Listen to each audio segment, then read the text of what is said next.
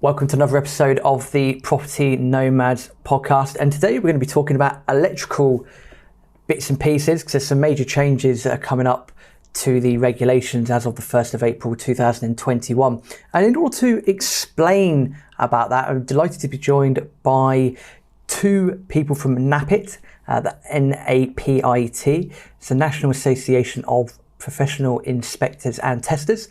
Started out in 1992 as a trade association and continues to represent electrical contractors who specialise in inspection and testing.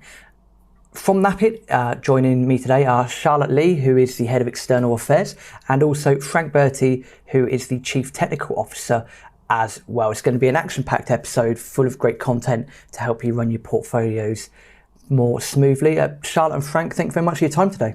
You're welcome. Thank you for allowing us to join you. So much to get through, and I suppose first of all is this change in regulation happening on the 1st of April 2021. Can you explain what exactly that is and how that's going to impact people moving forward? Yeah, so I'll kick off with the regulation piece, if that's all right, Rob. And Frank, as you said, is our Chief Technical Officer and has all the technical know-how for us. So as you've said, from the 1st of April 2021, that is an important change, but the regulations themselves actually came into force on the 1st of July 2020 for all new specified tenancies, and it will apply to all specified tenancies, as you've said, from the 1st of April 2021. And what the regulations require landlords to do now is to have an electrical safety report in place prior to, from the 1st of July last year, it was prior to any new tenancies coming in, and then from the 1st of April, it'll be to all existing tenancies. But that electrical safety report in our language is, and what the electricians will refer to it as, is an electrical installation condition report. And they're required to be done at least every 5 years by a qualified and competent electrical inspector and tester. And the landlord needs to keep a copy of that report and give a copy of that report to their tenant. One of the challenges that we've been hearing and that we've faced is if that report is unsatisfactory, so the report will have either a satisfactory outcome or an unsatisfactory outcome. And if it's unsatisfactory, which will mean that it's got certain codes on it, so an electrical inspector will inspect and test the electrical installation in the property, and it will list a number of codes based on the observations they find. And Frank will go through what those codes mean in a bit more detail, but what they'll ultimately give you is whether the report is satisfactory or unsatisfactory.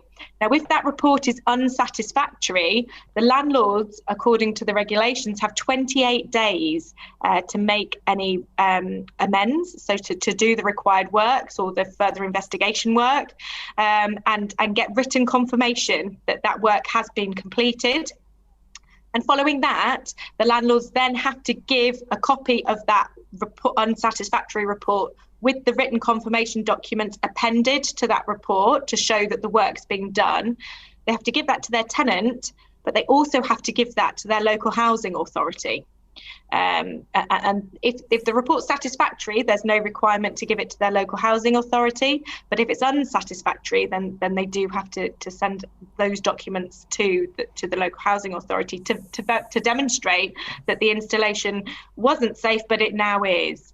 And what we mean by written confirmation is an electrical installation certificate or a minor electrical works installation certificate, which will have all the details about the work that's been done and the test results to demonstrate that the installation is now safe. So those are the written confirmation documents you need.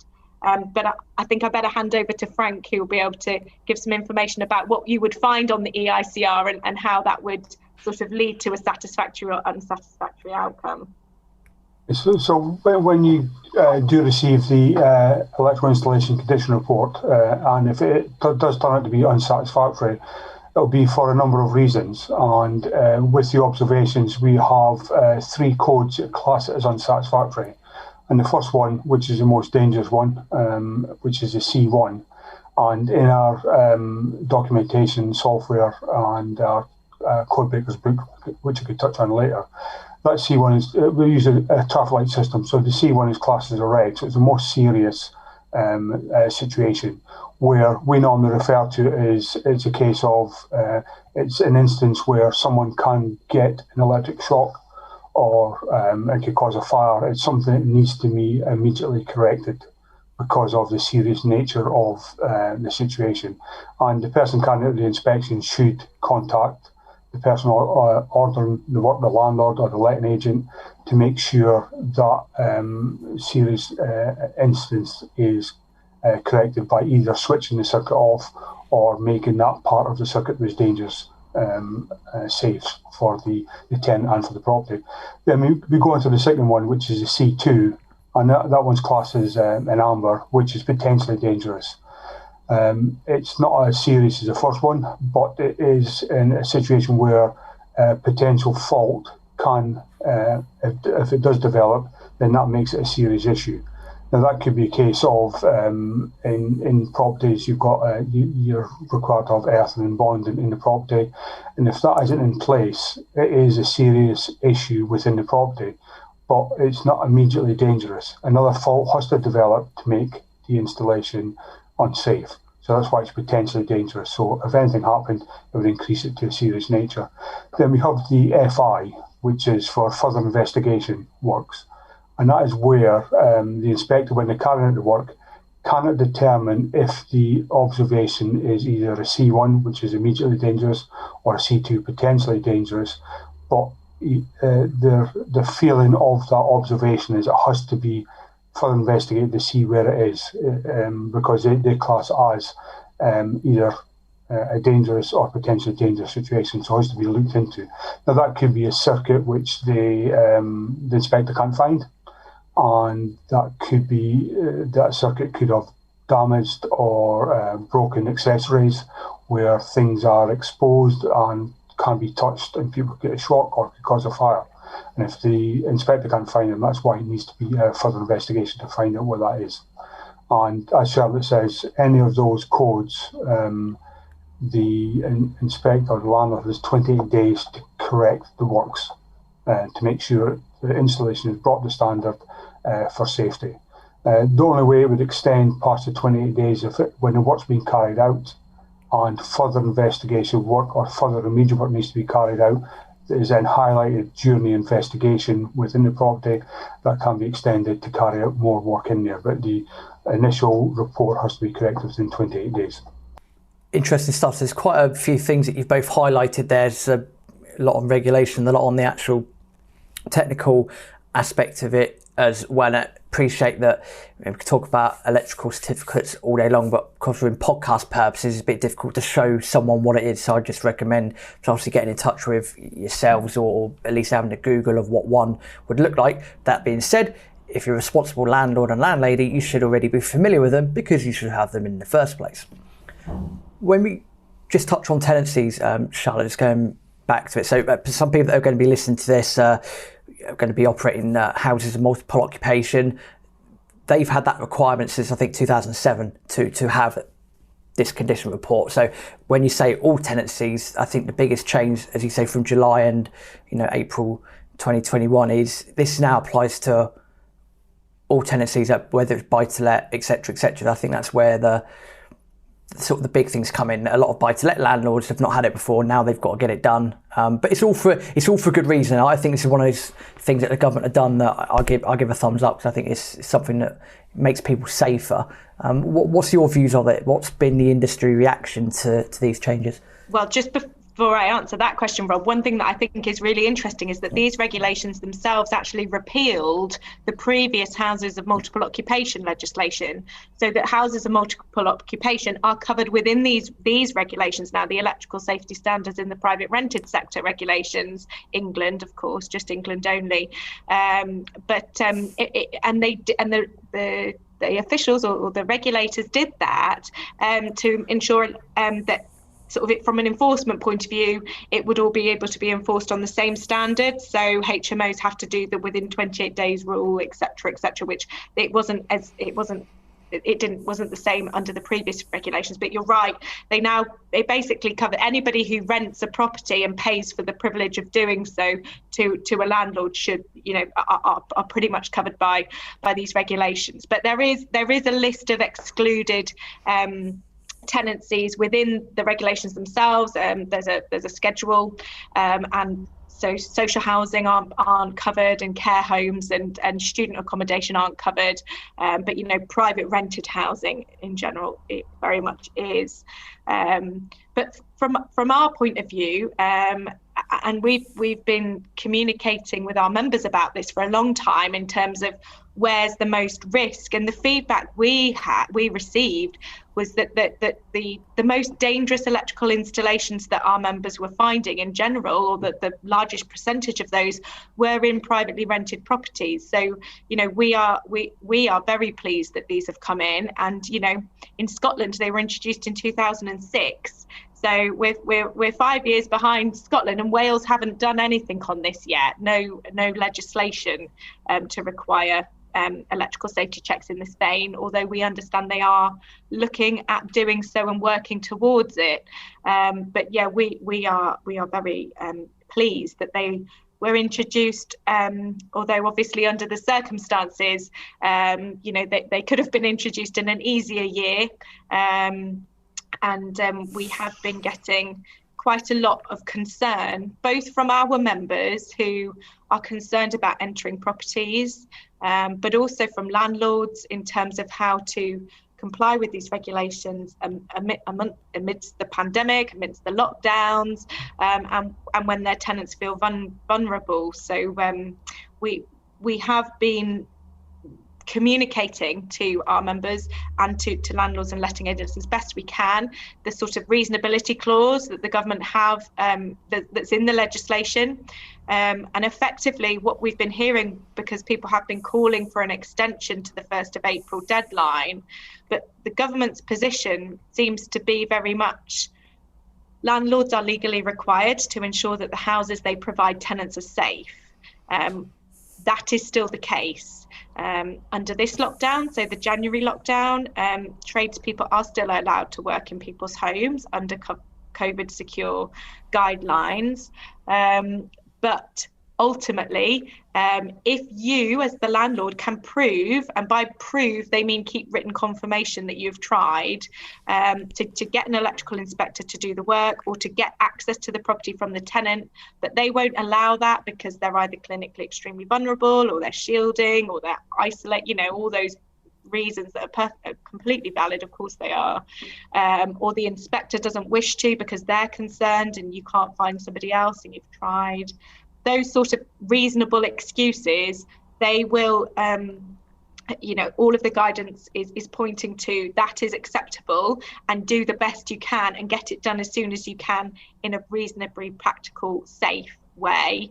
So I think that's sort of an important point really to get across, that if you're struggling to comply, you're not going to get hit over the head with a hammer by the local authority. The government are encouraging local authorities to be pragmatic, to take risk-based approaches, to look for that reasonability clause, and landlords just need to show that they have tried reasonably hard. They need to take a reasonable effort to get access, and if they can't, then that is okay until they can do so. Frank, just switching briefly over to the certification. As I mentioned, it's difficult to sort of explain it too intricately on podcast format, but I was looking through our electrical safety things this morning just to get familiar with them, to be honest. I've got various different documents, some condition reports and some from like building certificate, bits and pieces from when we've converted places. What does this report look like, and what are the things that people need to be looking out for? What sections of the report do people need to have intense focus on?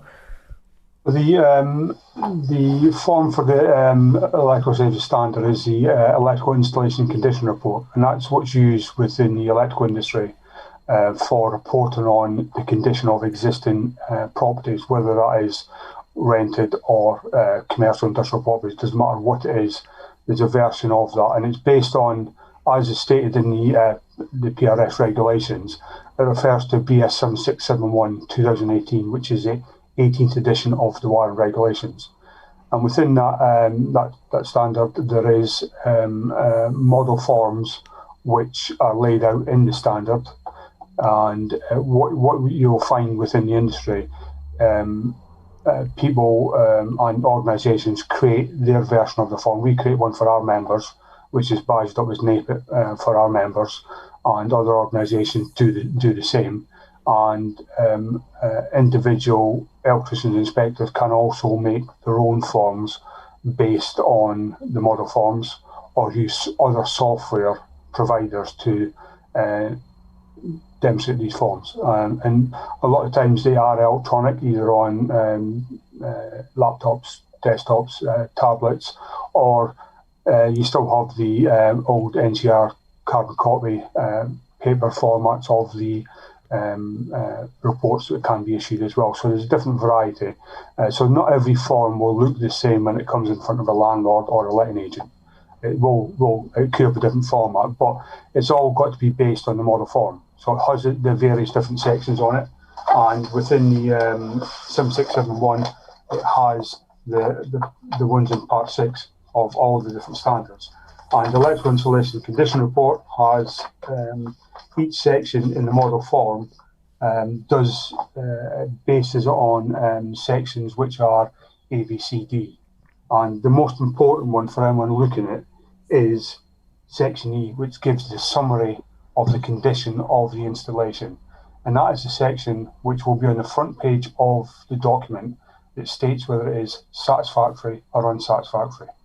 And within the standard BS 7671, the criteria for that form, that status must be on the front page of any report that is issued to clearly indicate to the user that the condition of the installation is in one or two formats, satisfactory or unsatisfactory, and things will be dealt with. And it lists, it goes down into section K, where the observations on the existing installation are referred to. That's where the observation codes, the C1s for immediately dangerous, C2 for potentially dangerous, and FI will be listed.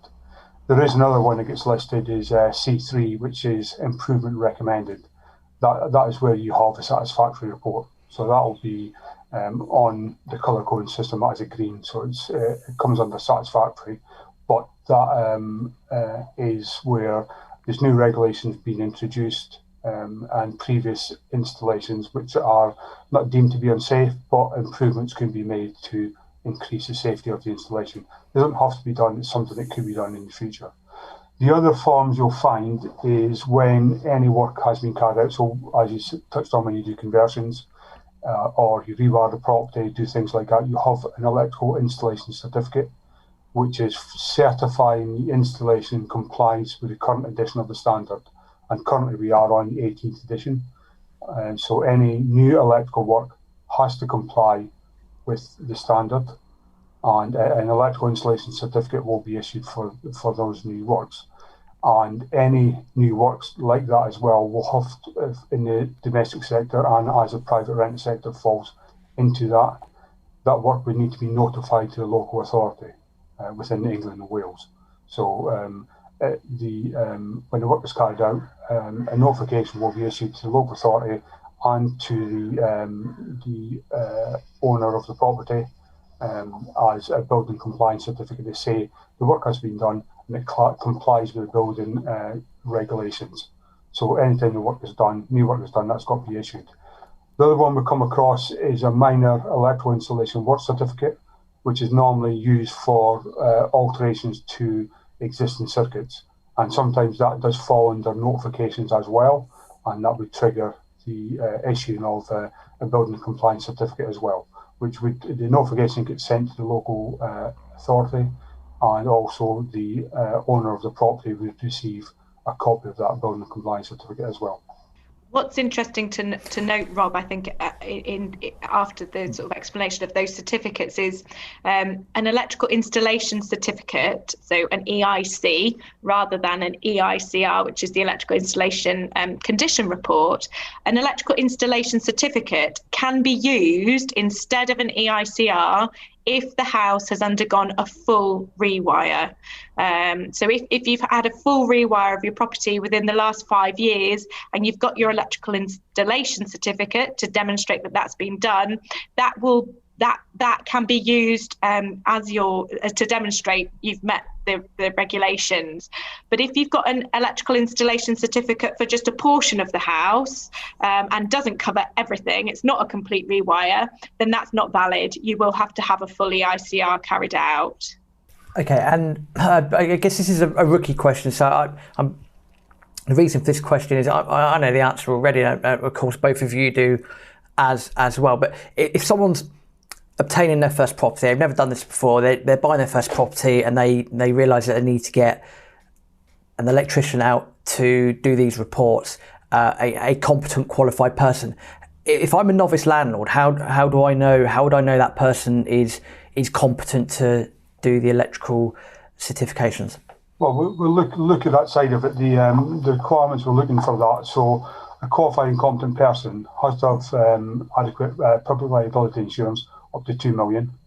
They have to have professional indemnity insurance for 250,000 because they're offering a professional opinion on the status of the condition of the electrical installation in terms of electrical safety. They have to have a qualification in the current wiring regulations, and currently that is BS 7671 2018. They also have to have a qualification in peer inspection and testing of electrical installations, and there's different organisations offer different versions of that certificate, but has to have cover peer inspection and testing. Then they have to have 2 years experience in carrying out peer inspection and testing work as well. Now within NAPIT, we've got our electrical inspector register where that's available for a search, and everyone listed on that register complies with the requirements of the PRS regulations. They could carry out inspection and testing. Now, if the landlords letting agents use someone on such a register as that, they know that people will meet those requirements. If they don't use someone on a register, the landlord has to go through the checks of that competent person to make sure they meet the criteria for carrying that work. The onus is then on the landlord to appoint an appropriate person on that basis. Whereas if we use a register, those people are checked, they can carry out the work, we assess them against that, the work they are doing, and make sure they comply with all the different requirements within the BS 7671 and the PRS requirements. Yeah, it's interesting, Rob, because obviously the government have produced guidance documents on the regulations, and one of their questions is specifically around how to find somebody, and they give two options. So they say, to find to check if a person is competent or qualified, the landlords can either check if the inspector is a member of a competent person scheme. So as Frank just said, NAPIT are such a one competent person scheme, and we have a list. But also the other option is to require the inspector to sign a checklist certifying their competence, including their experience and then the qualifications and insurance that Frank just went through. So the government guidance really is either use somebody who's been checked already and you know they're competent because they've been certified by a competent person scheme, or you should do this checklist and they should sign that. It's not good enough to just be told, yes, I can do this, yes, I'm competent. If you're not using somebody registered, you need to get that checklist and get it signed, so that as the landlord themselves, they've got some protection to say, well, I did ask this and they signed, they signed to say they had it. So, and that's sort of the advice we would give, either use somebody on a list, on a certification body register, or get that checklist and get it signed. Absolutely, and that's I suppose that's from approaching that from a landlord's point of view. If you're self-managing, and of course if you're not self-managing, you've got a good lettings agent, you would have vetted your lettings agent, they should have been in business for X amount of years, or however you want to do that, and then they would have their list of people, because if obviously things are going wrong from their point of view, their reputation, they wouldn't be in business anyway. So two ways to approach that. Something that just come into my mind, you spoke about your C1s, your C2s, possibly C3s on a report, etc. You get a report like that and you've got 28 days, as you say, to rectify those issues, to get it sorted. If a lettings agent is managing your property, does the lettings agent have to let the local authority know that those works have been done, or do they pass the landlord a certificate and then the landlord's got to do the legwork? How does that work? So it doesn't actually specify how that should work in the regulations. So really that would be an arrangement between the landlord and the letting agent. But you're right to flag it, Rob, because landlords should be asking that question to know, because ultimately they are responsible. The landlord is responsible for sharing that information to the local authority. So they should either do it themselves or get written confirmation or have that discussion with the letting agent to say, well, are you going to do this or do I need to, and get that clarified, because you wouldn't want to assume that somebody's doing it and then it doesn't get done, because obviously that's a risk there to compliance. So the regulations make it clear that it would be up to the landlord to get that information to the local authority, but whether they do it themselves or through the letting agent, then that would be a discussion for them to have and agree. Yeah, I think with the standard of work that has to be done, depends how much work has to be carried out. The landlord may give permission to the letting agent to carry out work up to a certain amount of money. But sometimes some of these codes can be quite extensive and requires requirement for repairs. And it is difficult in the 28 days to get, as is often recommended for carrying out any work, getting 3 quotes for the work. And that sometimes it leads to difficulties in getting the work carried out, because people want to make sure they get a fair price for the job. And in some cases, you may have the electrical inspector carrying out the EICR, and they may not carry out the remedial work.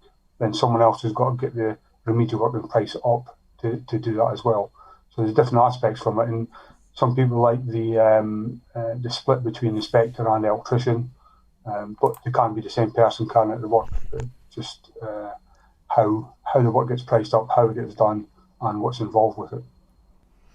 And then that's where that paper trail, as you've both pointed out, would be imperative. So as you just said, Frank, if it is different contractors doing different things, if you've got that trail with either the contractors or your lettings agent has, or you and the lettings agent, and then if things were to go wrong or you were to get picked up on it, you can demonstrate, look, we are dealing with it. Obviously, you've got pandemic situations going on and so forth anyway. So having that written paper trail to me, seems imperative as a worst case scenario. Always good to cover your back. Definitely. And I think, Frank touched on it, but the landlords, they don't have to use the same inspector and installer. I mean, some people just do inspection work and don't do any installation work. But, the landlord has the right to take their report and take it to anybody to get quotes for the work to be done, the remedial work to be done, and as you say, as long as they've got the documents to append to the ICR, there is no requirement to get another fully ICR done, as long as you've got the documents to show that what was unsatisfactory has been rectified. Wonderful stuff. Okay, brilliant. In terms of moving forwards then, to me it sounds like every sort of avenue that we could have covered to bring people up to date knowledge-wise, to me, has been covered. Is there anything else either of you two feel that you need to add that we haven't already touched base on? Yeah, there's one you touched on yourself earlier on. If someone's new to the rental property market and have taken over the property, if they'd taken over a private residence and turned it into a rented property, now that property could have been rewired in when it was built, things like that. But if it gets brought into the rental market, the electrical installation certificate could have a timescale on that doesn't comply with the PRS regulations. Now, the guidance for domestic properties is for inspection and testing to be carried out every 10 years. Now, obviously, if you brought that into the private rental market, the 10-year period would be too long for the private rent sector. So if the 10 years exceeded, if you were into your 6th year since it was built, that wouldn't comply with the requirements of the private rent sector, you would then have to instigate a new EICR being carried out within the 5-year period. So there's little bits like that when you change a property, it does trigger certain aspects of looking at the certification you have for the property. And again, like you touched on, it's always important to retain any documentation you have in relation to not just electrical nature of the property, and any documentation regarding the property. Keep all together in a folder portfolio for the property. It's essential to keep any repair work, any work that's carried out on any part of the electrical installation as a record of what happens within the property. And there's one question that we've been receiving a lot, which I think is quite useful just to reiterate, and Frank did touch on it earlier, but within the regulations, they define the electrical safety standards as the 18th edition of the wiring regulations, and they have to do that. They have to refer to a particular standard. They can't just say the latest one. So that's why the 18th edition of the wiring regulations is listed in the regulations themselves. But we've been receiving a lot of questions around, if my installation doesn't meet the requirements in the 18th edition, does that mean that has to be brought up to that standard? Or if my EICR wasn't carried out under the 18th edition of the wiring regulations, say the EICR is 4 years old and it's got another year on it, does that remain valid? And there is a sentence or two within the 18th edition of the wiring regulations, which I just want to read out, that makes it very clear that the position of existing installations. So it says in the 18th edition of the wiring regulations themselves, it states that existing installations that have been installed in accordance with earlier editions of the regulations may not comply with this edition in every respect. This does not necessarily mean that they are unsafe for continued use or require upgrading. So that's what, when Frank was talking earlier about the codes, that's when you'll see C3 codes most likely. So the most common example is under the 18th edition of the wiring regulations, a new requirement was introduced to install non-combustible consumer units, so effectively metal consumer units rather than plastic, which we've seen. And the logic behind that is to contain a fire for longer, if one was to instigate. But if you have a property that is let as a landlord and you've got a plastic consumer unit in there, the inspector will come and do the inspection. If that installation is safe, and if it's in the condition that it was in when it was installed, you will not be required to upgrade that consumer unit to a non-combustible one. What will likely happen is that you'll get a C3 code noted on your EICR to say, that could be improved. There is a higher safety standard now, but it doesn't necessarily. But you don't have to. So your EICR is satisfactory with the plastic one in place. But if you wanted to make it safer, you can under a C3 code, but you don't have to. And that's similar with the EICR. If you've had one done under a 17th edition, as long as that EICR that you had done under the 17th edition was satisfactory, and you haven't had massive changes to the property since that was carried out, or the massive like a flood happen, or you've noticed the tenant tampering with things in general, then it will last for the 5 years that it was given. But if it was given, as Frank just touched on, 10 years, for example, because 4 years ago there were no requirements to make it less than 5, it wouldn't last the 10 years that was given on the certificate. It would need doing at 5. The other thing to touch on that one is if the ICR was carried out under the 17th and it was unsatisfactory, there was no timescale requirements on that to correct the C1s or C2s on that report. So any reasonable landlord would have got them repaired anyway, but they may, if you got an unsatisfactory report and the C1s and C2s or FIs hadn't been corrected, there's no timescale under any legislation under the 17th edition or under any legislation for those to be carried out. And that's what the PRS regulations have done. They've instigated a time period for the correction of any observations and defects and faults found in a property, which does bring it in line that things have to be corrected within a timescale. Wonderful stuff.